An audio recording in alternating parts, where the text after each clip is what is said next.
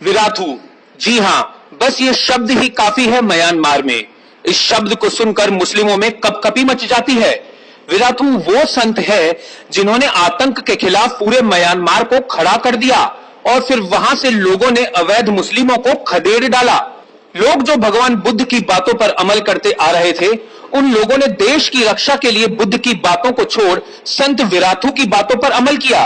Wirathu ने कहा, चाहे आप कितने भी दयावान और शांति प्रिय हो, पर आप एक पागल कुत्ते के साथ नहीं सो सकते, अन्यथा आपकी शांति वहां कोई काम नहीं आएगी और आप बर्बरता से खत्म कर दिए जाओगे। साथ ही उन्होंने कहा, शांति स्थापित करने के लिए हथियार उठाना होगा, शांति के लिए युद्ध जरूरी है। ये सारी बातें विराथू ने गीता से ली और फिर आतंक की बीमारी झेल रहे म्यांमार के लोग एकजुट हो गए। वो विराथू के लिए जान देने और जान लेने के लिए तैयार हो गए और पूरे म्यांमार से अवैध मुसलमानों को खदेड़ा जाने लगा। विराथू के प्रवचनों को अगर कोई सुने तो उसे लग सकता है कि शांत स्वरों में मोक्ष प्राप्ति की बात चल रही है। दृष्टि नीचे किए हुए जब वह अपना प्रवचन दे रहे होते हैं तो प्रस्तर प्रतिमा की तरह स्थिर नजर आते हैं। चेहरे पर कोई भी उत्तेजना नहीं नजर आती।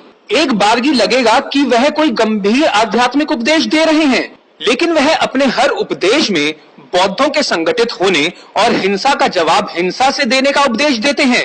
विराथू के भाषणों से प्रभावित होकर पड़ोसी मुल्क श्रीलंका में भी बौद्ध भिक्षुकों ने मुख्यतः मुस्लिमों के खिलाफ बोडू बाला सेना नाम का संगठन बना लिया है। इस संगठन का मुख्यालय कोलंबो के बुद्धिस्ट कल्चरल सेंटर में है, जिसका उद्घाटन राष्ट्रपति महिंद्रा राजपक्षे ने किया था। इस संगठन में भी लाखों समर्थक हैं जो मानते हैं श्रीलंका को मुसलमानों से खतरा है। हजारों लोग उनकी रैलियों में शामिल होते हैं तो सोशल मीडिया पर भी उनकी अच्छी खासी पकड़ बन रही है।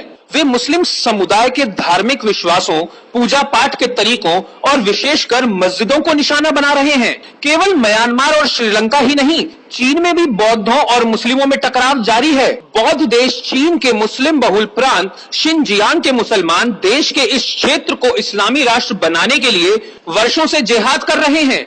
ये लोग चीन में केवल एक बच्चा पैदा करने के कानून का भी विरोध करते रहे हैं।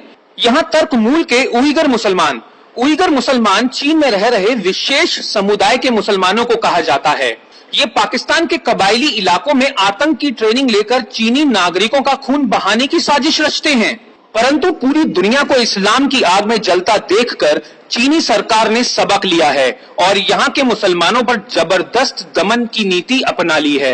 यहाँ मुसलमानों को दाढ़ी रखने, बुर्का पहनने, यहाँ तक कि रोजा रखने पर भी पाबंदी लगा दी है।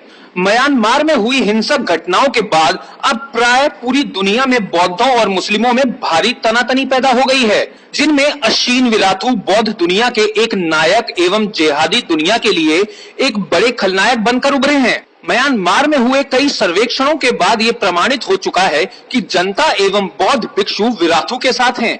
विराथू का स्वयं भी कहना है कि वह ना तो घृणा फैलाने में विश्वास रखते हैं और न ही हिंसा के समर्थक हैं, लेकिन हम कब तक मौन रहकर सारी हिंसा और अत्याचार को झेलते रह सकते हैं। इसलिए अब वह पूरे देश में घूम घूम कर भिक्षुओं तथा समान जनों को उपदेश दे रहे हैं कि यदि हम आज कमजोर पड़े तो अपने ही देश में हम शरणार्थी हो जाएंगे। म्यांमार के बौद्धों के इस नए तेवर से पूरी दुनिया में खलबली मच गई है।